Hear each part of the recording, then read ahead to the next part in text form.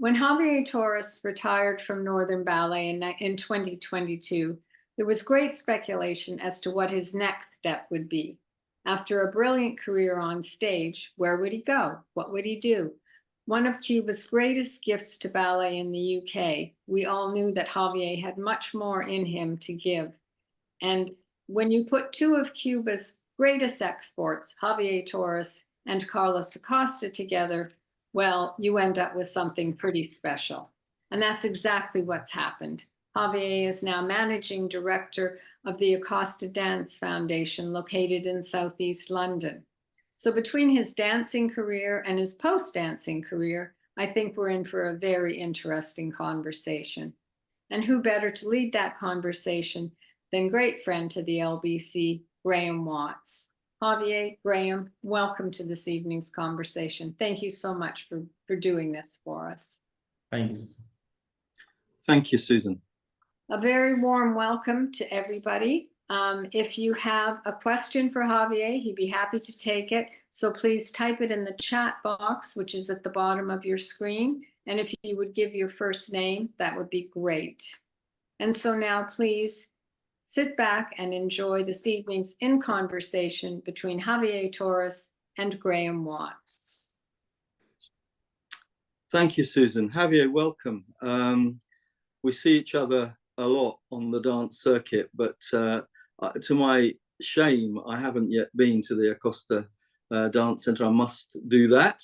So that's uppermost on my list. And we've never done an interview like this before, so I'm really looking forward to having this chat with you.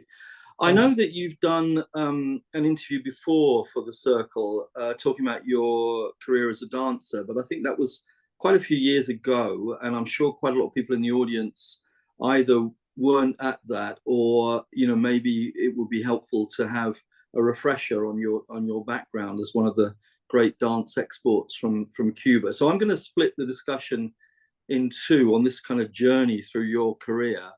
And first of all, start at the beginning and take the audience through your career as a dancer, first in Cuba and then, of course, at Northern Ballet.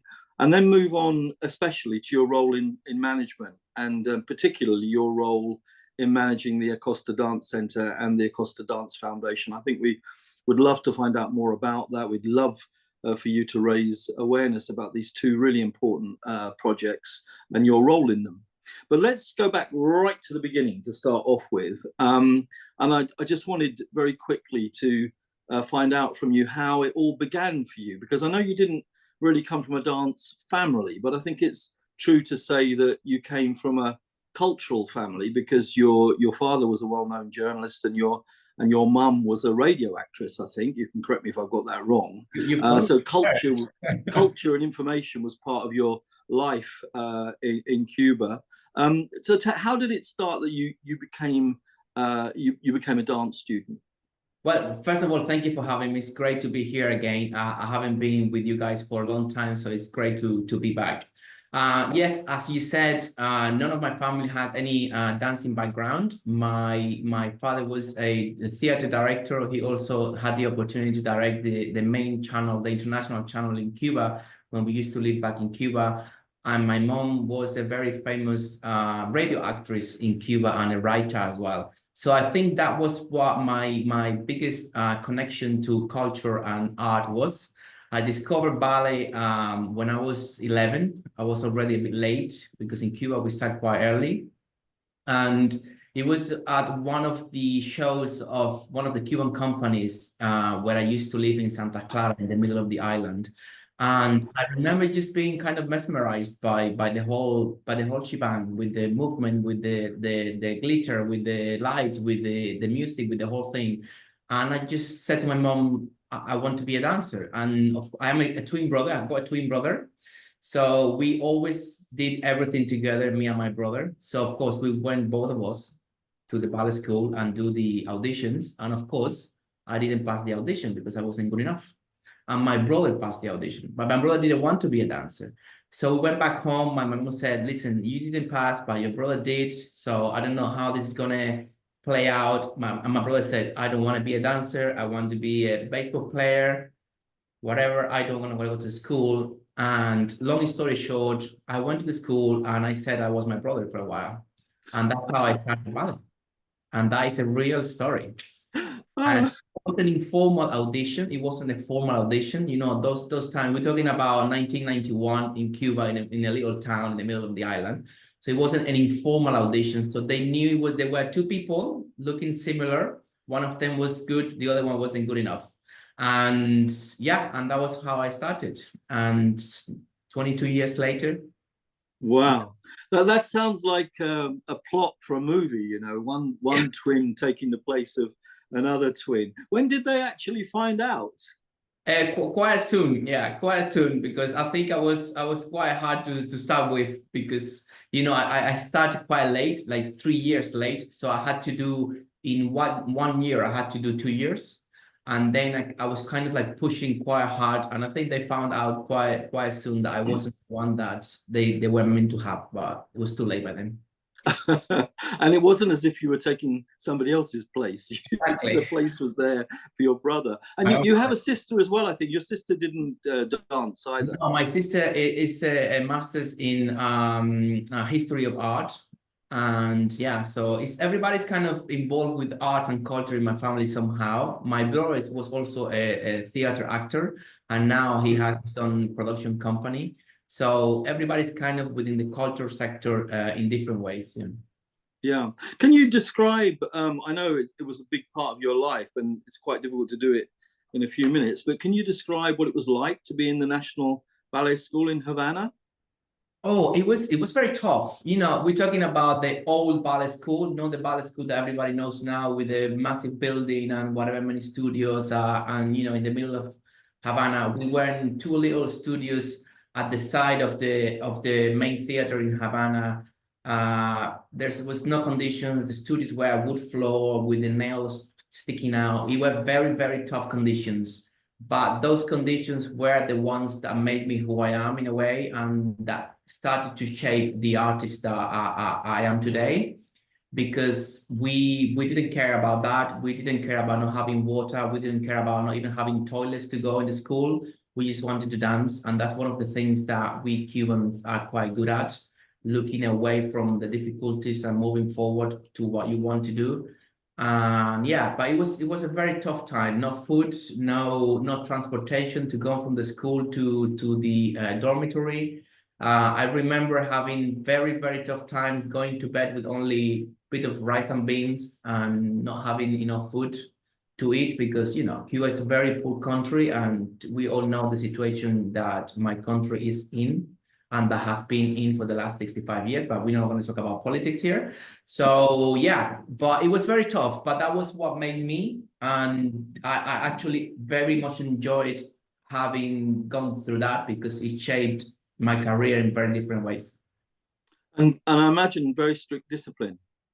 Certainly, yeah. Well, you know, Cuba has a massive ballet school. We have we are very well known for the dances we create.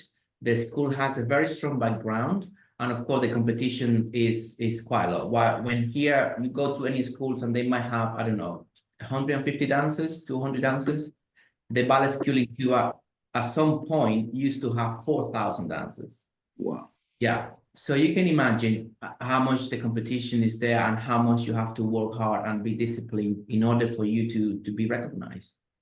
Yeah, so obviously you graduated into the Ballet Nacional de Cuba at the end of your time in the school, around about the turn of the century. What was the competition like to get into the company? You've already explained it was, I mean, I'm talking about quantum really. How many of the pupils from the school would get into the ballet company? It was very tough. It was very tough. In my group, my year, we were 16 men and 22 girls. Out of the 22 girls, only 3 go into Cuban National Ballet, and out of the 16 men, only 11 go to the Cuban National Ballet. Of course, they always take more male dancers. They used to take more male dancers because you know that problem is everywhere. There's not enough male dancers, and however, out of those 16 people in my last year, I always was the bottom one. in every single exam, in every single audition, in every single competition. I was only the number 16, always the number 16. I was the least kind of gifted dancer. And out of those 16, only 11 went into Cuban National Ballet. I was one of those 11s. Don't ask me why they chose me. And out of those 11s, I was the only one that by 2 years later, I became a soloist. So, and then I just kept escalating to first soloist, to principal, and to premier dancer. And I was the only one out of those 11s that became a premier dancer. And I think that says a lot about the discipline that we came with from school. And I kind of used that to start building my career through discipline. Yeah. So really, your story up until then was a great example for anyone, any dancer who is being told no at some point during their early career because you failed your entrance audition. Okay, not many people have a twin that they can double up for and get in. That's a bit unique. But you were then the last in your class of men, but you overtook 5 guys to get into the company, and then gradually you were the one, you know, who was getting promoted, and you were the only one who ended up as a premier dancer. So it's a great example of I suppose late development, but also of tenacity, determination, sticking with it. And I think I always had very clear what I wanted with my career, where I wanted to go. I do still have that very clear. This is not still the end where I am now. And yeah, I've taken that very seriously, yeah, with me. Can you, and again, I appreciate that you've done this before, but for particularly people new in the audience, can you say something about that decade, dancing with the Cuban company? You were promoted to principal, you became a premier dancer. And in particular, I'm really interested in what memories or impressions you have of Alicia Alonso during that time. That would be quite good to hear, I think. Yeah, I mean, Cuban National Ballet made me not just as a dancer and as an artist, but also it helped to shape me as the man I am today. And I think the company at that point had great leadership, regardless of whatever many other people think. Yes, Alicia was a communist. That wasn't ideal, but she also was a great human being. And I think one of the factors that made Alicia be the person that she was and the director that she was, it was the capacity for her to understand human beings, and for her to understand that that person was not just a dancer, but a person that had also feelings and needs to fulfill. And my relationship with her was always very open since the beginning. I remember my very first year at Cuban National Ballet, we used to have a bus that will take you all around Havana in the mornings, and then will take you all around Havana in the evenings to go back home. And of course, it's Cuba. There's no buses, there's no petrol, there's no this, there's no that. There's always limitations. So we used to have a lot of problems with the bus. I used to live in a very far away neighborhood at the east of Havana, which was very, very difficult to get to without a transportation. And I remember my very first year, we had these bus problems, and nobody used to kind of like, in Cuba, you know, we grew up with that mentality that you cannot express yourself, you cannot say anything is wrong, you cannot say anything against the government, anything against anything, because otherwise you're in trouble. So nobody kind of wanted to speak up. And I remember having that problem one day that I was just fed up, and I saw Alicia leaving her office. It was like 5:30 in the afternoon. And I said, Maestra, we have a problem with the bus. And we haven't had a bus for a week. We can't go back home. We can come to work in the mornings. I don't know what took of me. I had that bravery, and I spoke to her. And she didn't pay attention to me. She sat in her Mercedes Benz, and she went home. The next day, she called me to the office, and she made me explain the problem. And that ended there. And of course, the same day, 2 hours later, we have 2 buses outside the Cuban National Ballet for us. Then, a couple of years later, when I became a principal, I remember she she called me to the office, and she used to touch your face because we all know she was blind. She used to call you, and she used to like touch your hair and your face. And she said to me, "You are very pretty and very handsome." And I always remember the day that you stood up about the boss situation, and I never forgot that event. And from there on, we started to build a relationship where I never felt fear to go to Alicia Alonso and say, "We have a problem," you know? And she actually used me also as the person that would kind of open her eyes to many other of the issues that nobody would say. And that kind of started building a relationship between us, not just as director and dancer, but also as a person, someone that will also care for what happened in the company. That for her perhaps was quite important. And that also shaped a very different relationship in our relationship. And it was quite important for me to have that, you know, to be so close to her in many other ways. So for me, that was, yeah. Yeah, and sorry, I didn't mean to interrupt you. I thought you'd finished. No, that's a lovely story, and I get an impression from that story that, and what happened afterwards, that it was almost a kind of early entry for you into not a management role, but you became a kind of conduit between the boss, Alicia Alonso, and other dancers who maybe were not so forthcoming in standing up for, you know, if the bus is not coming or whatever. So it kind of gave you that insight into, you know, speaking on behalf of dancers, or, you know, interacting, interfacing with the management of a company, I guess. Yeah, I didn't think it that way, but that's actually, now that you made me think that way, yeah, yeah, that's exactly right. Yeah. Yeah. And the other thing, I did a little bit of research to see what rep you performed in those 10 years. And it's astonishing, actually. I mean, I haven't done the maths, but you must have been in 7 or 8 productions every season, at least, if not more. I mean, you know, all the classics, you know, work from Neumeier, even Antonio Gaddis, Cranko. Yeah. It was quite, you know, you were really busy dancers, weren't you? There was no hiding place for you. No, I mean, you can't hide in Cuba because you have another 10, 11 people behind you wanting to take your place. And it's not like in a company, like, for example, like Northern Ballet, that we used to do 250 shows a year. In a company like Cuba, there's 3 Giselles a month, or 3 Giselles in that season. And if you don't get one of them, then you don't do it, you know? So you have to really work hard and to push yourself and to show yourself and to demonstrate that you can do those things in order for you to do them. So yeah. So that's actually even more indicative of the amount that you dance, because if there were less shows, you know, did 3 Giselles in a season, when you look at the number of things you actually dance, you must have been a dancer in high demand to perform in almost everything. With the goddess thing, which is Blood Wedding, that was the role that kind of catapulted me into the narrative side of dance. I did that role by accident because someone was injured, and last minute injury, and I was the only one that knew the role. And I just did. I said, I can do it. I will do it, and I did it. And after that, nobody else did that role after me.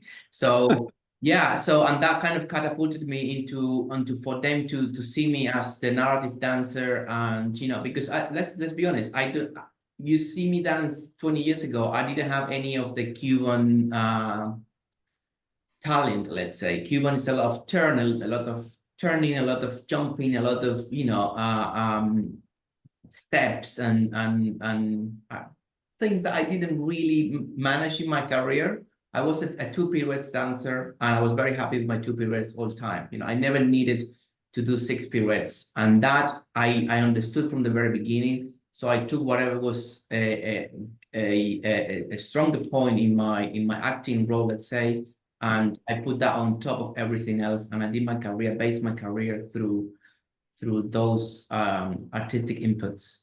Mm-hmm.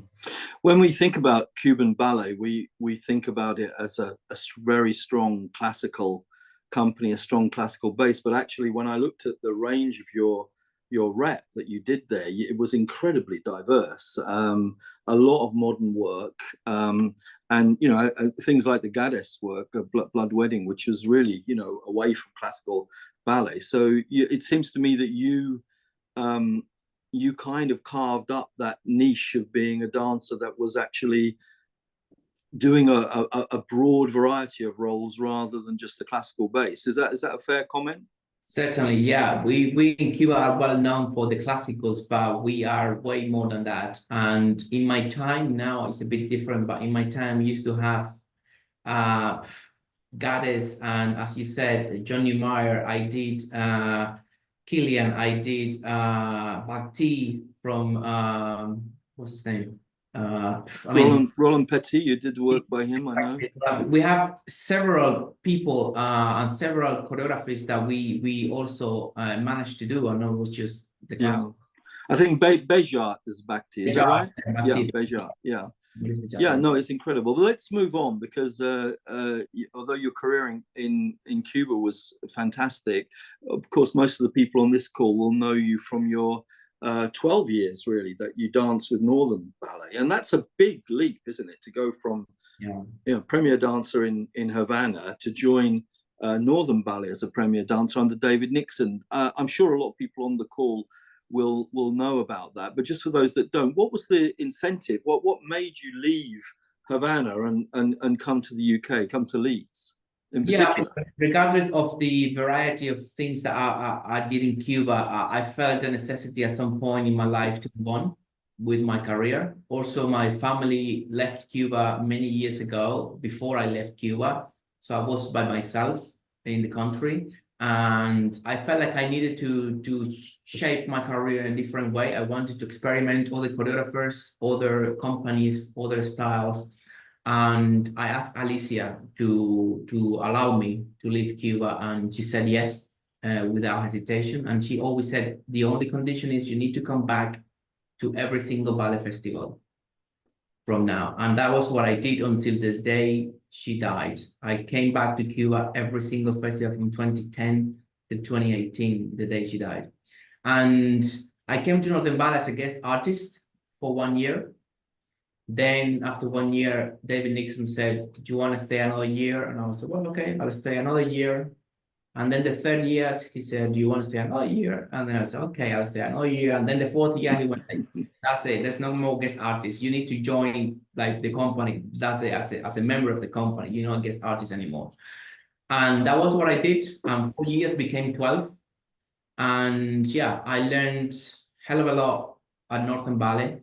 And the most important thing I think I learned was that I was way more than just a classical dancer. And I really started understanding the root of narrative work, which we do in Cuba, but it's a totally different narrative, if that makes sense. Yeah. I literally fell in love with the way that we do narrative on Northern Ballet. And I understood from very early on that that was my company, that that was my home, my house, and that that was what I wanted to go with my career. So therefore, I didn't even try to leave. I didn't even try to go anywhere else, because I was happy there with what I was doing. So initially, was your plan when you left Cuba, albeit with this promise to keep going back to the international festivals, was it to guest in different companies and you just happened to, you know, stick with Northern Ballet? I mean, we should remember that when you joined it, it would have been Northern Ballet Theatre, I think, yeah? Yes. And that very important, that last word, because, you know, the theatrical side of Northern Ballet is very pronounced, and certainly was under David Nixon. So that's what really attracted you to stay there, I guess. Yeah, certainly. Yeah. And what the company offered me at that point, I mean, I did pretty much every single work that David created since 2009. I did every single work that he did, and I created some of them, if not most of them, directly or indirectly. And yeah, that kind of kept me going because I wanted to experiment more and more. And yeah, it was the theatrical part and the narrative and the artistic part that kind of drew me into staying there for a long time. Yeah, I haven't counted them up, but I reckon that you you dance in at least 10 of David Nixon's work, if not more, creating roles, as you say, directly or indirectly in several of them. I mean, what would you say about David's repertoire? What's special about his work? I think it's the research process. You know, it's quite. It was at the beginning at least. Then it was kind of going down a little bit. But when I joined, we used to have such a amazing research and development project for every single ballet. I remember doing Cleopatra and researching about my character Julius Caesar so much that I could tell you anything about this guy. And by the time I got on stage, I felt so confident with every single gesture, with every single movement, with every single lift, with everything. And that I kind of, I really admired that from him, because he took very seriously the narrative side. And that was what made me fall in love with his work and with Northern Ballet. And also David, also as Alicia, understood what was to be an expat in a different country. He understood what was to be far away from home. He understood the needs of a premier dancer, and he understood, sometimes not fully, but he did understood the dynamics between a director and a premier dancer, and the sacrifices that you have to make as a director in order to have the dancer that you want in your company. And you know, that dynamic, which is very, very, very specific and very complicated to understand, he did understand that, and that also kept me there for a long time. Yeah. I mean, I suppose we had a very strange love-hate relationship, huh? But I think some of the best relationships are love-hate relationships. So, yeah. So, I mean, what really fascinates me about your career, you know, often dancers either spend a career in one company and that's it. They're there, you know, from the corps de ballet or from leaving school until they retire, or they move around from company to company, or they move around from company to company and then they become kind of international guest stars. Whereas you had long careers in two very different companies, you know, one in Cuba, 10 years, one in Leeds, 12 years. But you never left Cuba altogether, because you, as you say, for 8 years, you were going back every year to the festivals. I just wonder whether working in two such very different companies for such a long time in each, how that kind of gave you insight to very different styles of ballet. Yeah, certainly, especially my first 2 years at Northern Ballet were very difficult in that sense, because it was not just the style and Davis as director, but it was also getting to know Yoko Ishino, knowing her style, which was a very big part of the company at that time. And that for me was quite difficult, because in Cuba, the behavior between dancers and directors and teachers are completely different. And here the dynamic changes. And it was a little bit more schoolish in a way, and more square, where in Cuba you have the freedom, and yeah, the freedom is the word, to kind of conduct your career the way you want, in a sense. When I got to Northern Ballet, there was a certain path that you have to go through, that for me was very difficult to understand at the beginning. And also bear in mind that I landed in Leeds.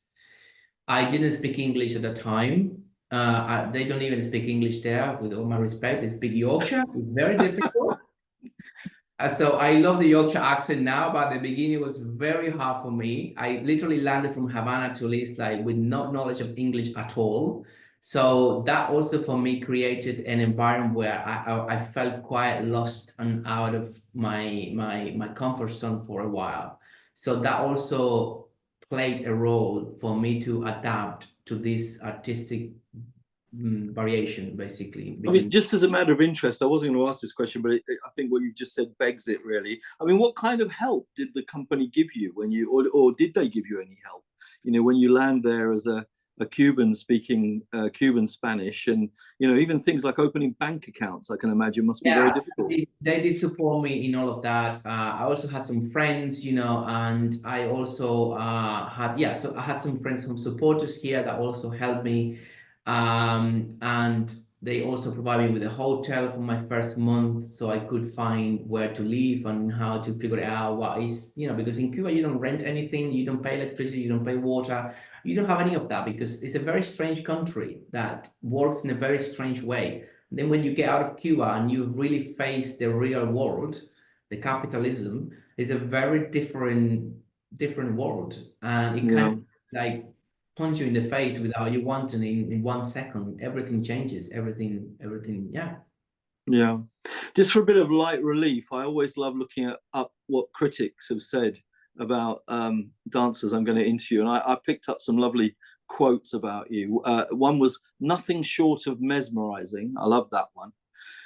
Another one, Javier Torres nailed the duplicitous character of the inner party member O'Brien with sinister sincerity. I wrote that. But the one I love the best, is the Cuban Javier Torres can do handsome macho in his sleep. I absolutely love that one. What did you ever read the critics? Did they bother you? Critics writing stuff about you? We all dancers, they say, oh, we don't care about the critics. We never read that. We all read everything. We care, and we do care. Yes, of course. I always read everything. Yeah, I love when people say something about me, even if it's bad. That teach me something, and I try to learn from every single angle, from every aspect. So yeah, I don't, to be honest, I don't get depressed, or I don't get whatever with a bad review, but I don't go and follow them perhaps, but I do respect their work, and I do respect people that know what they're talking about, opinions, and I like people to respect my opinion and what I think about things. So therefore, I have to respect them, and even if I don't like it, I do respect it. So yeah, and I do read them. Yeah. Yeah, great. In my experience, dancers are actually much harsher critics than the actual journalist critics. Let's move on slightly to a different direction. It's already mentioned in relation to your time in Cuba and your relationship with Alicia Alonso and being a kind of conduit with the dancers. But I can see that you had this kind of journey, which was towards the end of your dancing career, where you were looking at transitioning to managing dance organizations. I mean, for example, I know you did a BA in business management and leadership at the Open University, and I know you moved on from that to do an MBA as well. That was obviously a deliberate career choice from you to move from being a dancer into managing arts organizations. Is that right? Yeah, certainly. I've been always very interested about the artistic director role and about the dynamics between the artistic director and the business side of a company, and the dynamics between the dancers and the director. And because let's be honest, people say we cannot mix dance and business, but dance is a business. We are a big business, and that's it. If there's no money, there's no dance. So I don't like to mix dance with politics. That's different. And that's something that is very difficult not to do in Cuba, where I'm come from. But I had always very clear that I wanted to become a leader. I wasn't clear about what kind of leader, but I was very interested about the artistic director role. The artistic director always has interested me somehow. And I lived many different experiences with other dancers and myself about the dynamics between an artistic director and a dancer, and I know what good leadership can do for you, and I know what bad leadership can do for you as well. So I always was very interested about leadership and about management and about those little facts between business and arts and business and dance. So I had very clear that I had to educate myself a little bit more in terms of the management side. So I decided to do the BA during my career at Northern Ballet. It was very hard. I'm not gonna lie. I remember being in the dressing room doing my makeup and writing assignments, that wasn't fun.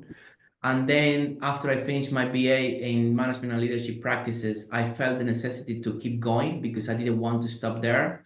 So I decided that just before the pandemic started that I needed to do a master's because I wanted to create something different in my education that could give me a background for me to go where I wanted to go. But that time I had more clear where I wanted to go in terms of management and leadership, and the role that I wanted to play in society, and the role that I wanted to play with the dance industry, not just in the UK, but in the world. And I felt that I needed to be educated even more, because as I said before, I know the impact that bad education have in young dancers, for my own experience and for other experiences. So during the pandemic started, and during the pandemic, while most of the UK was at home complaining, getting fat and watching Netflix, I was doing a master's. So I decided to spend my pandemic doing a master's in business administration, and I managed to finish my master's in 1 year and 6 months instead of 3 years. So yeah, and after that, kind of like that opened up it opened a lot of different doors for me, and a lot of different perspective of how the role that I wanted to play in my life after I got retired. And that was one of the things that made me realize that I kind of was ready to move on with my career. And yeah, my master's really played an important role on that. Yeah. So it sounds as if, in a sense, the pandemic was an opportunity for you, because you had the time to be able to do this MBA in a year and a half rather than taking 3 years. So you were using lockdown and not dancing to actually make this transition, this step to another to another career. And what I find really interesting, I mean, it's not unique, but it's quite rare, I think, is that when dancers are coming to the end of their kind of virtuoso dance careers, there's various avenues that they might take. They might stay in the profession and concentrate on character roles and that sort of thing, but there's very few of those that can do that. They might go into teaching, coaching, and I know you have been and are a coach and a teacher, so that's another kind of string to your bow. They go into artistic direction, or they leave the profession altogether, but very few of them go into the business commercial side of dance. So I think it's quite rare that you've done that. But let's, before we leave your dancing, you came back from the pandemic and your MBA, and your last performance, I hope I've got this right because I was there, was in Kenny Tyndall's Casanova. I remember that very well. In May 2022. What do you remember about that night? That was obviously a very much a planned thing for you. This is going to be my last performance. I'm moving on. What was it like? I mean, that was, to be honest with you, one of the best shows of my life, and one of the best days of my life as well. Because as you said, it was hard to get there. I'm not going to lie. David Nixon had to, in the best way possible, this is in the best way possible, what I'm saying, he had to force me to get there. And he has to say, Javier, this is your date and this is what you're doing.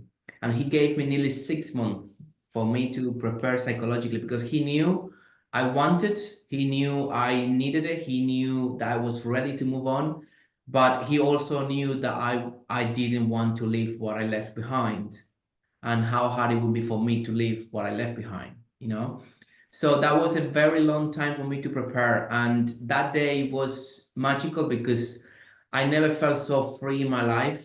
And I was ready. I knew what I had to do.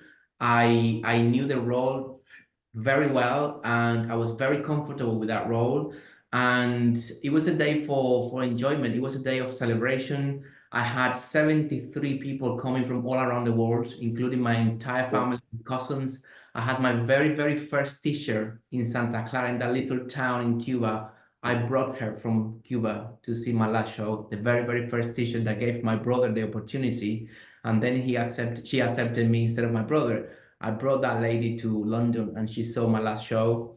And so I had people that loved me, and not just in my personal life, but in my career, around me. And it was a magical night, to be honest with you. And I couldn't not ask for any better end. And I remember, sorry, I'm getting emotional now.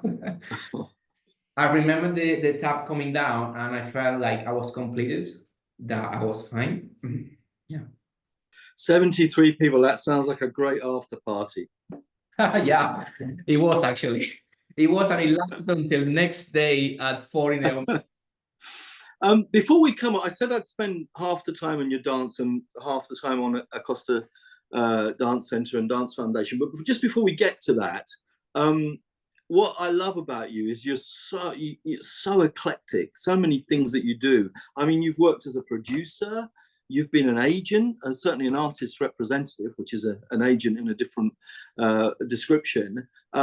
You've been founder and CEO of We Dance Agency, operations manager at Sancha Group. I mean, there's so many business, commercial, agent producing activities that you've done. I mean, are you still doing some of those things, or have they all been put to one side? Yeah, certainly. I mean, this is my role. Actually, this is my office. Welcome to my office. This I am in this role full time, of course, but my negotiations with Carlos was that one, that I cannot just do one thing. I cannot just focus on one thing. I want to keep growing with my career, and I have very, very clear ideas of where I want to go and the things that I need to try before to get there. Okay. So he knows that I do other things. He's happy for me to go and continue my professional development next to this role, which is my main role, and that takes pretty much 99% of my time. But on top of this, I also manage my agency, which is a very, very small agency. It's called Without Agency, and it was built for that to give dancers the opportunity to build their own business plan, to give dancers the opportunity, because there's a lot of dancers that they don't know what to do when they retire.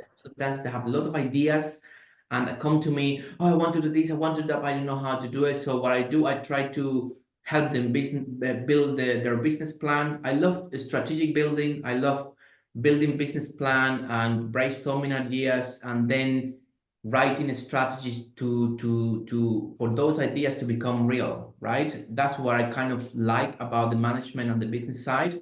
So my idea with that agency was to create something, a platform where people could come and say, I've got this idea, but I don't know how to make it work. I'm a dancer, I'm finishing my career, I don't know what to do. And with this idea, can I make some money, basically? And I help them to build something. On top of that, I've got 6 clients, which mostly are Cubans, because after I finished my master, I also went to self-taught, which I haven't finished yet, cultural diplomacy. I'm very into cultural diplomacy in dance. I think it's an aspect of diplomacy that hasn't been really explored. What cultural diplomacy can do for you, for your country, for people. And I like interaction with other countries. I know the importance. We live in a society where we are so multicultural. If you go to any single ballet company in the world, especially here in the UK, everybody or most of the dancers are foreigners. So we need to establish that connection with other countries, with other artists, with other styles. And the agency also has as an aim to bring the Latin American culture into the UK. I want the Cuban dancers and the Cuban choreographers and choreographers of that side of the world to be known here in Europe and in galas, and so that's what I'm aiming to go with the agency. But it's a very small agency. I just do it for fun, if that makes sense, in my spare time.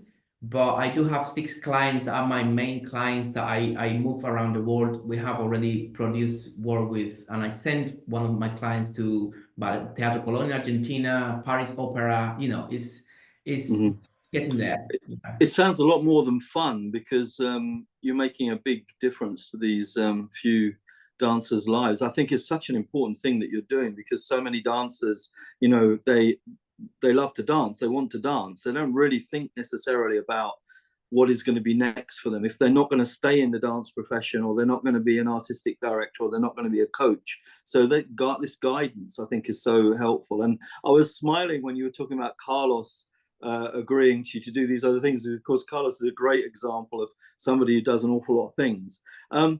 Just as an aside, and sorry to raise an aside. I have a wonderful book about cultural diplomacy, and I know I have more than one copy of it. So when we next meet, I'll give you a copy of this book. Remind me about Recorded, that. you know. Yeah, it's recorded, so I can't Okay. get away from it. When you. I come to the centre, I will give you this book. Thank you. Okay, let's get on to the Acosta Dance Centre and the Dance Foundation. And tell us about the origins of your involvement with the Acosta Dance Centre and the Dance Foundation. When did that begin? You know, how did Carlos involve you? That would be really interesting to know. Well, as you said before, Carlos have many eggs in different baskets, as we all know.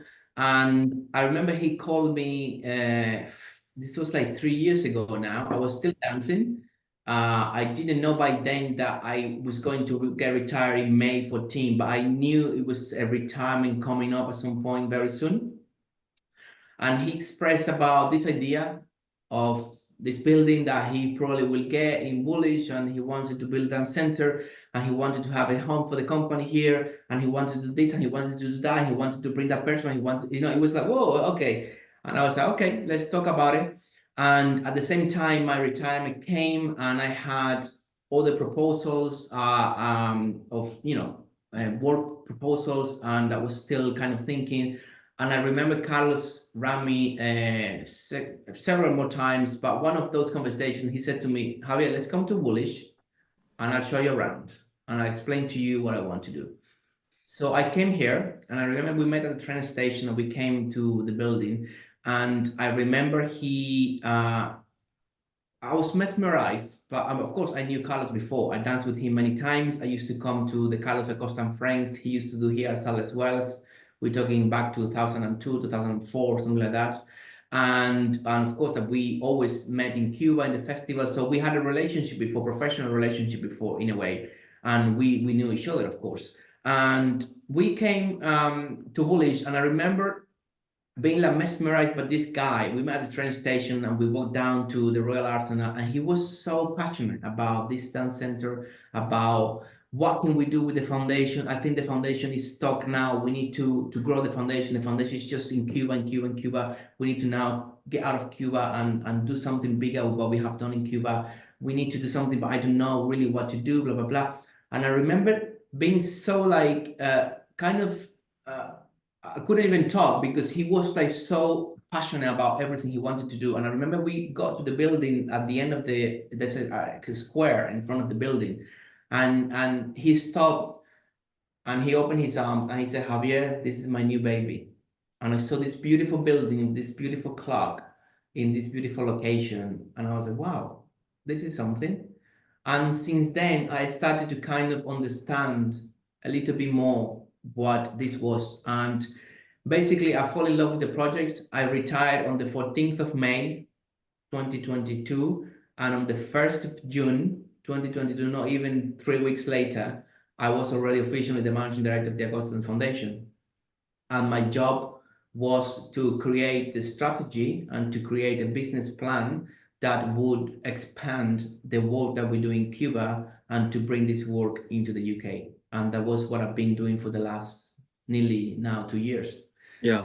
So yeah, we create a plan, we create a strategy, and we now have the foundation as the main umbrella of all the Acosta entity, because we are a charity and we raise money for everything that we do. And that umbrella has now 3 main pillars. One of the pillars is the Cuban pillar, which is our essence, our most pure, our core essence is the work that we do in Cuba, the academy that we have there. For those of you that don't know, we have an academy of 3 years. We offer 3 years of free tuition to professional dancers, semi-professional dancers in Cuba. And what we do is we go all around the island. We take the talent from all the schools, we bring them to Havana, and we offer them 3 free years with accommodation, food paid, and training paid by the foundation. And then those kids have the opportunity to join Acosta Danza. So that's our main pillar, together with the company. Our second pillar is a digital platform that we aim to open in 2025 that will not only have all the archive of Carlos Acosta, which I think is a great legacy that needs to be documented, but also several other projects and programs digitally. And the third pillar of the foundation is the Acosta Dance Centre as a commercial entity and as a tangible place that will host all the activities that the foundation will do. So that was basically how I started, and that was basically how I got here. And I pitched my idea to Carlos and the rest of the board of what I thought the foundation could do and where it could go with what they already had and what we could already have. And they say, let's move forward. And that's it. That was it, really. You've wonderfully already answered my next question, which was to ask you to talk to the audience about the two organizations. Of course, there's more than two organizations actually, and what they do. So just to summarize, so you have the Dance Foundation as a kind of charity umbrella, if you like, that is active in Cuba as well as in the UK. And then you have the Dance Academy in Havana, in Cuba, the Dance Centre in Woolwich. How does that Acosta Dancer, the dance company, how does that fit in to that arrangement, or is it completely separate? They are separate, but together. So they're separate because they are different organization. They are a Cuban-based dance company, but they are also part of the Acosta entity, and they also reinforce the work that we do in Cuba. For example, they coming now in March.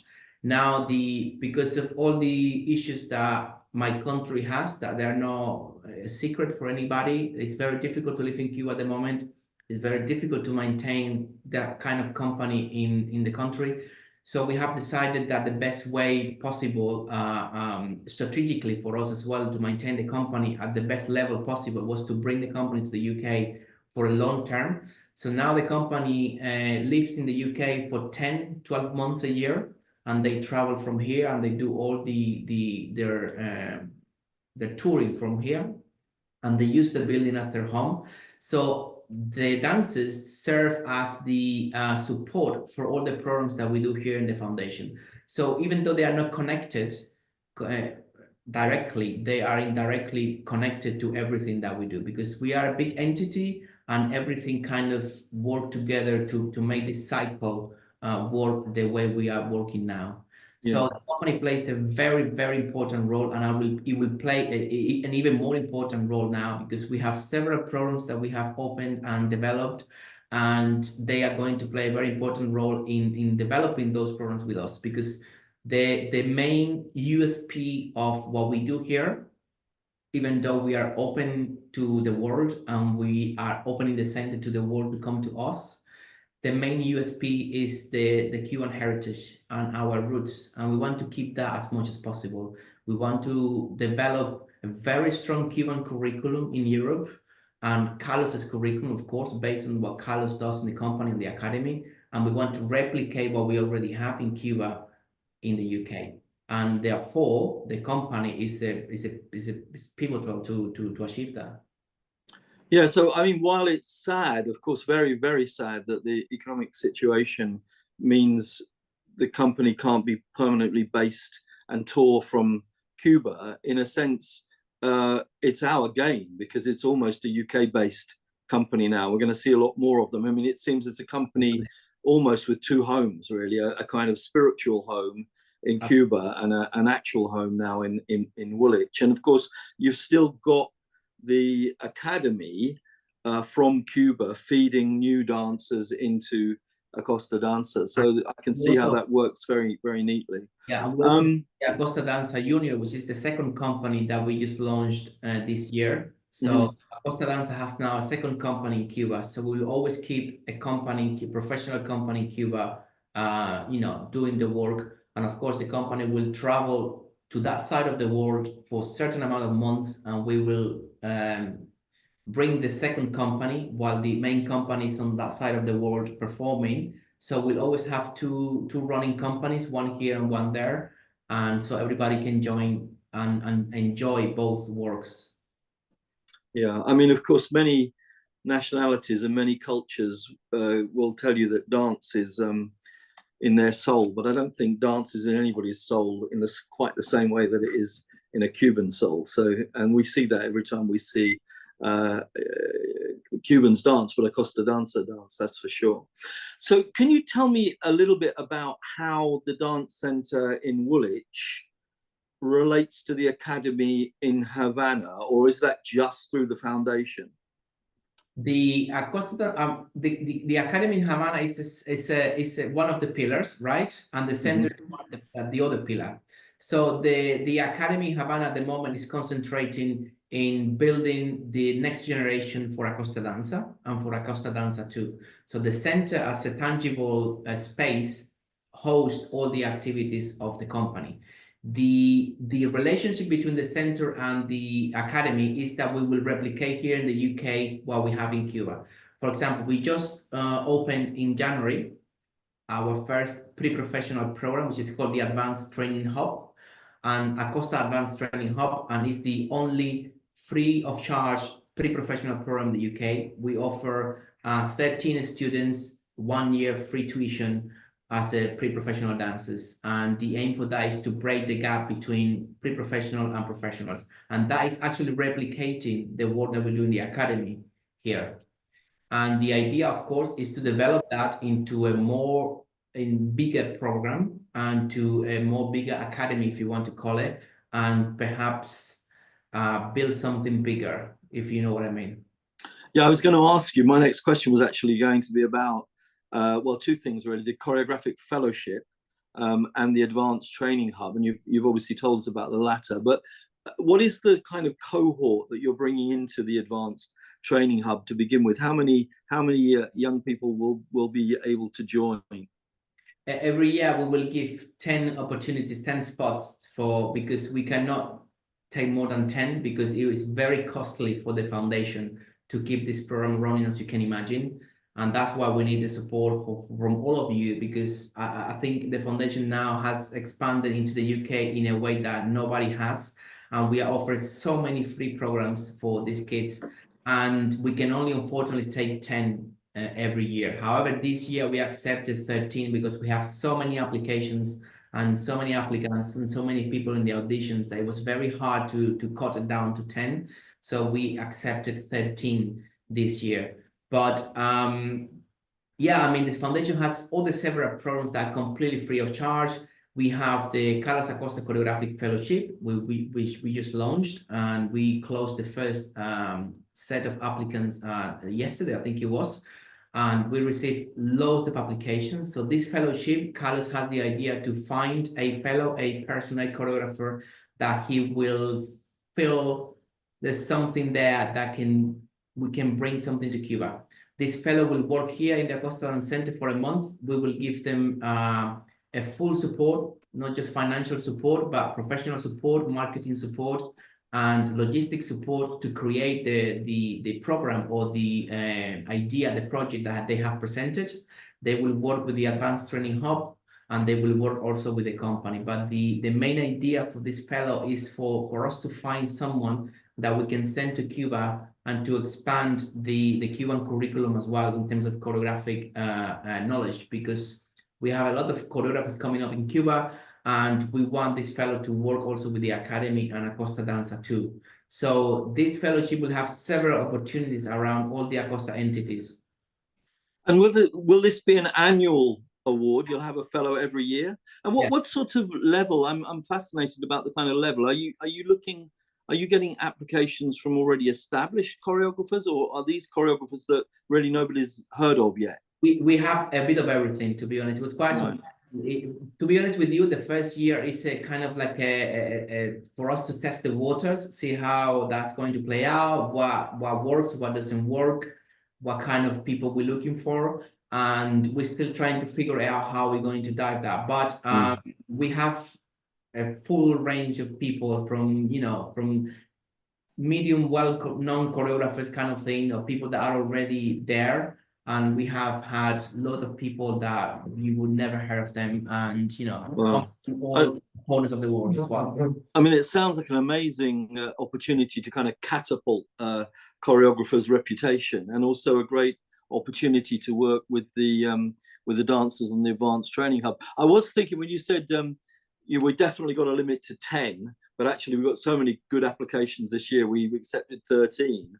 I mean, I imagine the reputation of this is just going to increase and increase and increase. You're going to have that problem every year, I guess, being able to keep it down to 10. Yeah. Hopefully you won't have too many twins where one kind of takes the place of another on the I train. know how to deal with that, don't worry.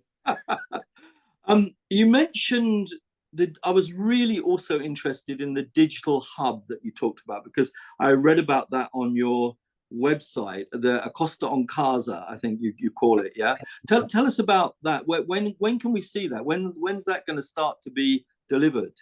We actually just wrapping up with the main strategy and the main idea of that, because as you can imagine, that's a very costly platform for us. So we now deciding within all the programs and ideas that we have, what will give priority to, because there are many other things that we want to do as well that could also help more dancers and more people. So that is planned for 2025, the end of 2025, perhaps a pre-launch at the summer in 2025, but we're still working on what the platform will be. We will have for sure an archive, because as I said before, Carlos' legacy needs to be digitalized and needs to be out there for the world to access it. And we will have a section that is called the couch. It's a couch that's going to travel the world and interview people and dancers and choreographers and lighting designers and costume designers and everything. We're going to have another section that is going to call Into, which is the work that we're going to do here in the Acosta Dance Centre. So basically what we want to offer is an international reach to the work that we do here live, so people can access to that work live or later on. And people can also enjoy everything that we're going to do here. And what we want, the main aim of the platform is, of course, is to get out there the Cuban curriculum, the Carlos's curriculum, what we can do for dances, and the importance of the Cuban dance school, basically. I think this idea of having an archive of Carlos's legacy is really important. But I guess the wonderful thing about that is that you don't have to throw it all in at once. You know, you can start and build it gradually over a period of time. Yeah. Let's talk about Carlos for a moment, because you know, anybody who's met him and spent time with him will know that not only is he a great dancer and obviously still a great dancer even now in his 50s, but he's also an incredible person with so many ideas and so many, we say, irons in the fire, you know, so many things, polymath, you know, he does so many different things. He's almost a brand, I think. You know, the Acosta brand is very, very important, and one of the biggest brands in dance around the world, that's for sure. How much is he able to get involved? I mean, you know, he's artistic director in Birmingham. He's got Acosta Dance. So do you have a lot of involvement from him? Do you meet him regularly? How is he involved in the process? Too much, I would say. Oh, really? He calls me 3-4 times a day. So yeah, he's very much involved in everything. And of course, we have a board of directors where he's the chairman of the board of the foundation, and everything goes through his filter, of course. And Carlos is mostly a dance entrepreneur. He's not an entrepreneur, but that dance entrepreneur. And he goes beyond his capacity of not just giving ideas, but also letting you leveraging your ideas and do something. And that's why I feel so comfortable with this role, because yes, it's Carlos's brand, it's Carlos's entity, is Carlos's umbrella, but he has given me the freedom and the confidence for me to build an artistic profile next to him or underneath his idea, if that makes sense. Yeah. That's a very important thing and a very open gesture that he had. But he's 150% involved. As I said, he calls me sometimes too many times a day. And yeah, we have several meetings every time he can. Of course, he's a very busy man, but we try to squeeze as many conversations as possible. And he's very much aware of everything that's happening in this building every single day, to be honest. Well, I think obviously the thing that comes over here very strongly is that he must have an immense amount of confidence and trust in you to manage the direction of his his vision, really, something that has his name attached to it in triplicate, really, because his name is on all of these different things. I know the Ballet Circle has a trip to the centre in Woolwich. I think it's on the 18th of March, and before people scramble to sign up for it, I think it's fully booked already, although there may be an opportunity to do something again. And I think Susan will say something about that when we finish the chat. But how can people as individuals become involved in supporting your work? There must be some way they can subscribe or become members or something like that. Certainly, we have two websites, one for the center, one for the foundation. If you go to the acostadancefoundation.org.uk, you will have all the information there and the many different programs that we have and the ways you can support. Support is not just giving money. Support is also talking about what I've talked about today to your friends, family, and to let them know what we do here. Support is also to come here to Woolwich any day that you feel like, perhaps, and look around the area and see what we do here as well. We are very much looking forward to welcome this group on the 18th, you said? 18th? Yeah. 18th, I think, yeah. And we're going to offer them a little afternoon tea, a tour around the building and explain this beautiful building, because one of the other things that would be as part of the support is the role this building plays in this part of the Royal Arsenal. We have a beautiful building here that is very difficult to maintain because it's a Grade 2 listed building, but it's a building that has been the Tudors mansion, it has been a pharmaceutical laboratory, it has been the Cadets Academy, and now it's the Acosta Dance Centre. So support, you can support in many ways. And in that event, you will also have the opportunity, because we are very open and transparent, it's a supporting event that we hope that you will be able to support somehow. We will offer an afternoon tea. We will offer you some rehearsals with Acosta Danza. We don't know yet what that's going to be. It might be a surprise of the new Nutcracker that Carlos is doing. But I can't guarantee you that. Don't quote me on that. And Stop the recording. Offer you the opportunity to we did our launched event on November the 9th, and we created a beautiful exhibition that was called Unseen, of more than 20 pictures of Carlos Acosta that has never been seen before. And we're going to offer this group as well the option of having a look at this exhibition and to also perceive Carlos's work from a different angle. So yeah, I think it's going to be a great event, and we are very much looking forward to having you here. So yeah. Wonderful. Well, I've got one last question, because I wanted to bring it back from the centre and the foundation back to you personally again.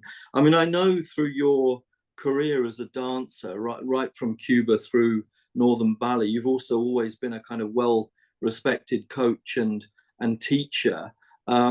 Not really a choreographer or anything like that, but I just wondered whether you're able to keep up that sort of, you know, the practical side, the teaching, the coaching, with all your managerial commercial roles, or is that something you've had to put to one side? Yeah, unfortunately, I had to put that on one side a little bit at the moment. I am getting involved as much as I can with the Advanced Training Hub and coaching them as much as I can. I don't think I will never choreograph. I think that's a gift that hasn't been given to me. I think being a choreographer is a gift, and I didn't receive that gift. So I don't think that I'm going to get into that route, because also it doesn't interest me at all. So, but yeah, in terms of being on the other side of the studio, I do miss that quite a lot, I have to say. And I try as much as I can to help the youngers. But for now, I want to concentrate on this role on this side of the studio in the office and see what happens next. This is only the bridge for the next adventure, basically. Wonderful. Now, I promised Susan before the interview started that I'd finish my part of the interview at 8:10, and it's 9 minutes past 8. It's almost 8:10. So let's turn to the questions that the audience has made, and I haven't been looking at them, so let's just go through what we have. Fiona very helpfully has first of all said that the previous London Ballet Circle interview with you, Javier, was May 2016, so it was 8 years ago, but I'm sure it's still there on the website if people want to go and look it up. Jane, I'm not allowed to use surnames, so I'm just going to say first names. Jane says, I can't do a Yorkshire accent, Jane, I'm sorry, but she says, "Eyo, Javier, greetings from Yorkshire. I'm glad you like our argot." And then she goes on to say, I was treated to a tour of the Acosta Centre by a friend who teaches there when I was in the Smoke, London, in September. I was very impressed and wrote an article about it for Terpsichore, and there's a link to that in the chat. She asked, how do you see the development of the centre over the next few years? That's a very good question, actually, because already the centre is proving quite small for us, for all the projects that we want to do. So we will be here definitely. We have an agreement that we will be here for at least 3 more years. And after that, we will need to decide, depending on the strategy and where we're going with the growth, if this is the right place to have the Acosta Dance Centre or not. But we have several ideas and several programs that I'm afraid I can't share yet. But certainly the center will play a very important part in all those ideas. Of course, we are a resident company. I forgot to mention that the foundation is a resident company of Woolwich Works, and therefore the center as one of the pillars is also a partner with Woolwich Works. For those of you that don't know, Woolwich Works is one of the newest cultural hub in the Southeast London, and we have all the beautiful facilities next door. So that we're also using that as a space kind of gathering every time we need extra space. But yeah, the center will have an important role in the growth of this expansion for the foundation, which I can't unfortunately share yet those details. That's okay, Javier, we don't expect you to. Just carrying on reading through the chat, Jane carries on actually to say, my favourite memory of Javier's career was his performance in The Dying Swan at Northern Ballet's 45th anniversary. I also saw that. I wish I could have seen him in that role again. And now we've got Fiona. Fiona asks, can you tell us more about the Dance Academy in Cuba? How does that interact, if at all, with the National Academy? Well, I think Fiona might have posed that question before I asked it, but what type of work do all the graduating dancers go on to do, assuming that they can't all join Acosta Dancer Company? That's a very good question from Fiona. We actually make sure that most of them join the Acosta Dancer actually in this coming tour, and that's why we open Acosta Dancer too. So we now have another bridge to bridge that gap between pre-professional and professionals, and we have a second company. So to avoid that and to avoid sending people after 3 years to no places, we created the Acosta Dancer too, so they have another layer to keep growing and developing before they join the main company. So we very, very rarely leave someone, with no job or with no opportunity after they leave the academy, which is a very tough job, I have to say. Yeah.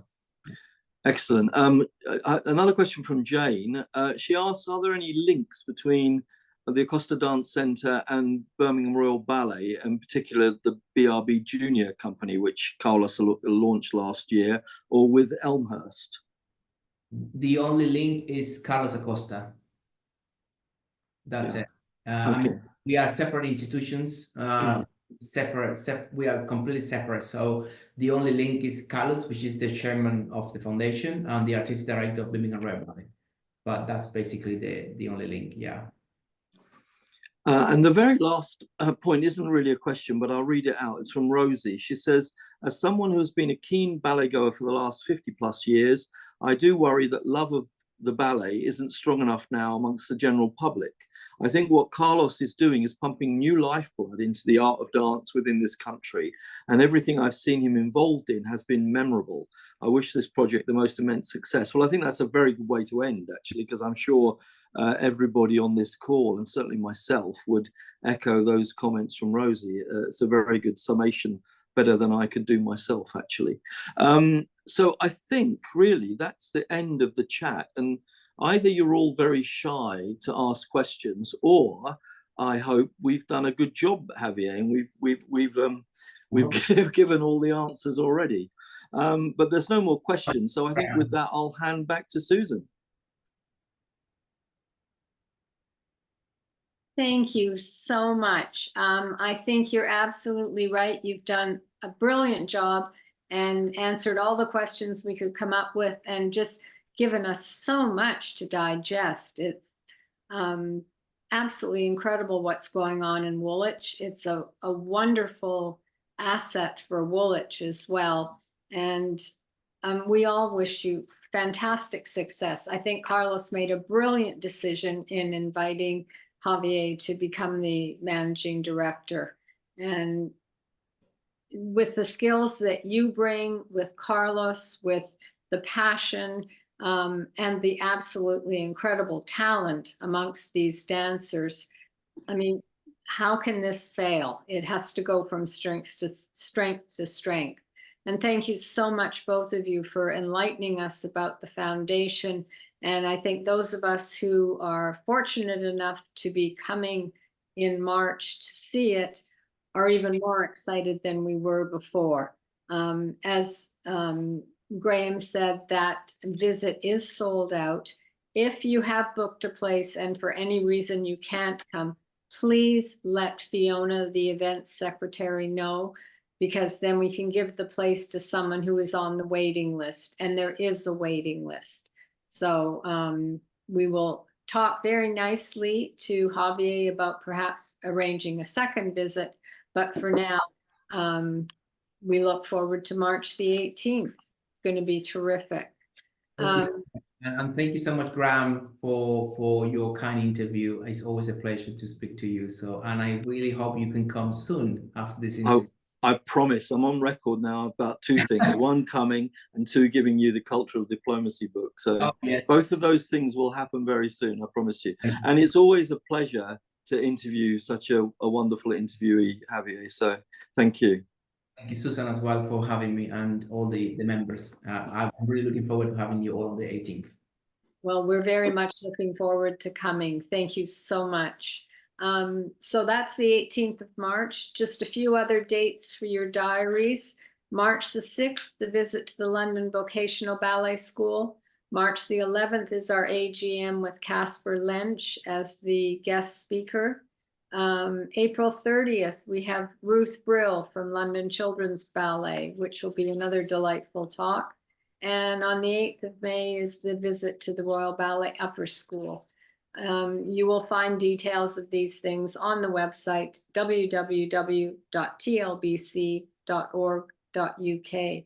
But please, if you are interested in coming on any of these visits, make sure you book early. Otherwise, you may be disappointed. So once again, Javier, Graham, thank you so much. It's just been an absolutely wonderful evening. I think we're all very excited. Our heads are spinning. I'm exhausted just thinking about all the things that you are doing. So all the best to you. Graham, thank you. And we expect to hear that you have been out to Woolwich in the very near future. And so thank you again, gentlemen, for a wonderful evening. And to all of you watching tonight from home, thanks for being here. We look forward to seeing you again very, very soon. Good night, everyone. Bye-bye, everyone. Good night. Thank you. Bye.